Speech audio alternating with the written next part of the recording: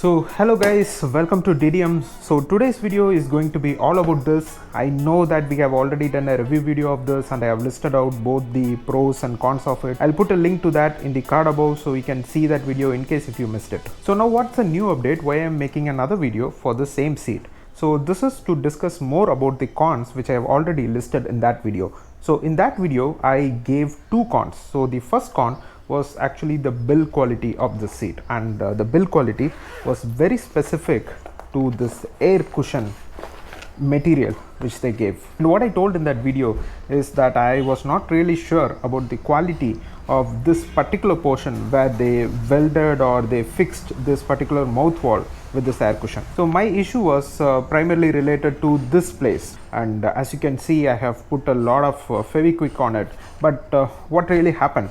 So the thing is that I was actually on a ride, and when I was in the midway, I did understand that this was like completely out of air, like this was like completely pressed like that. And then I was thinking that maybe I didn't fill a lot of air in it, maybe that was the reason and all that. I did blow into this, and the next few kilometers it was again back to the same position. Then I realized that something happened with this air seat, and it can be a puncture or like I thought something might have happened over here. But then I wasn't really sure because I was in the middle of the ride. I didn't have any water or bucket or anything to test it out, so I did come home. So after I came home, I took this, I filled the air, and then I dipped it in the bucket, and then I realized that the air was actually leaking from here. And it doesn't look to me like a puncture.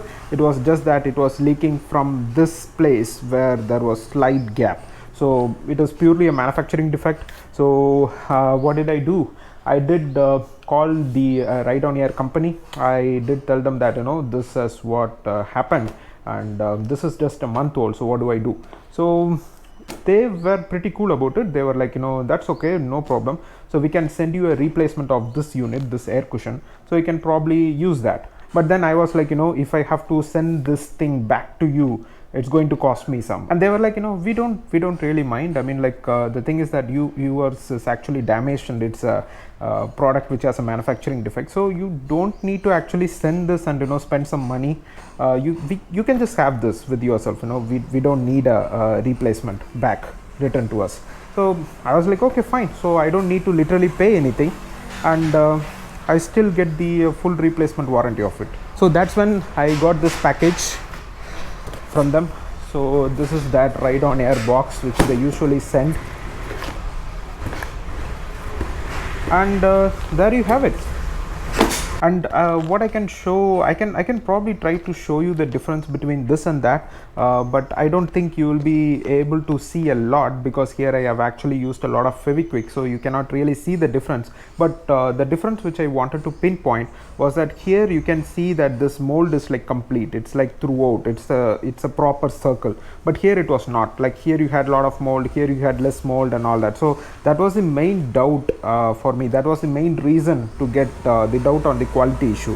So yeah, so looks like this might not have that issue. And I also did ask them, like, why have you designed something like this? Why don't you just put a lot of rubber around this area which comes up till here, so there is no problem with these in the first place?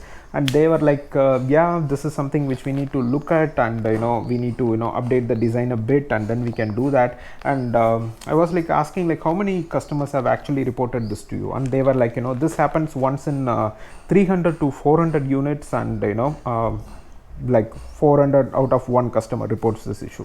And I was like, okay, that's okay, fine. It's not like it's happening every now and then, but again, 300 to 400 is still a good number, so I think you should look at it. And they agreed to it. They said they will try to address this issue. And coming to the seat, I'm not really going to use the seat right away, because as you see, I did some modification to this. I did put some Fevikwik on it. I'll probably take this to a tire repair shop where they do all the puncture fix and all that.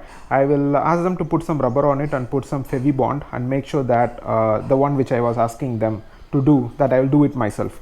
So there won't be any issue with this. And once this is like completely gone in the middle of a tour or something like that, then I can use this. But again, I think I can do that puncture mod to this as well.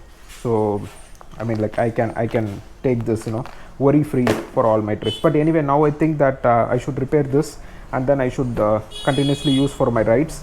and if something happens in the ride, then I can probably switch to this. So this is the first con which I discussed on that video, and there was also a second con where I actually put a request to all of these manufacturers, this air cushion seat manufacturers, that you guys have to try to reduce the amount. It's like 2,500 is like really costly, like for this seat. So can't it be in the 1,000 range and all that? So I did talk to the company people in rideonair, and they did explain me the reason behind why it is so costly, and looks to me that it's all to do with the raw material which they are getting from. So one thing which they also told me is that all the other manufacturers or other redistributors who are available in India selling this air cushion are actually importing this whole set from China, and these guys are actually manufacturing everything on their own in India. So this is more like a made in India product, but the only thing which comes from abroad is this polymer. So the polymer which is used to build this seat, right, it's actually coming from abroad, and they are actually molding it over here.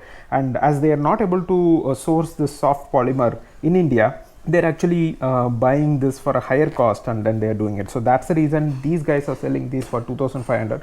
But I'm not sure why those other companies are selling. Maybe it's because they are importing it from China, and then they have to keep some margin on top of that, and then they are selling it for 2,500.